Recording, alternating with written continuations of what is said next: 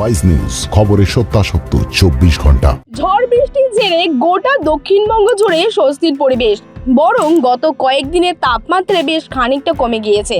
শহর কলকাতা থেকে জেলায় 43-44 ডিগ্রি উঠে গিয়েছে পারদ, তবে এক ধাক্কায় নেমে এসেছে 30-এর ঘরে। মোটের ওপর মনোরম পরিবেশ গোটা রাজ্য জুড়ে। আপাতত বেশ কয়েকদিন দক্ষিণবঙ্গের জেলাগুলিতে ঝড় বৃষ্টির পর্ব চলবে, তবে পরিস্থিতি ফের বদলাবে।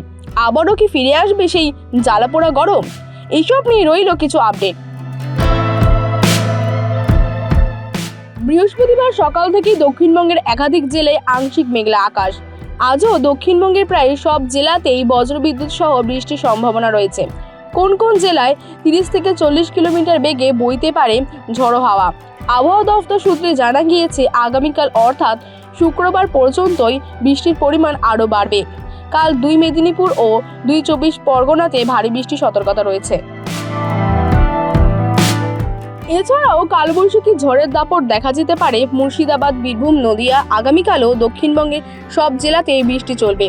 আগামী শনি ও রবিবার ঝড় বৃষ্টি চলবে দক্ষিণবঙ্গের অধিকাংশ জেলায়, তবে রবিবার বিকেলের পর দুর্যোগ কমতে থাকবে দক্ষিণবঙ্গের জেলাগুলিতে। আগামী সপ্তাহে বুধবারে ফের পড়তে পারে গরমের অনুভূতি।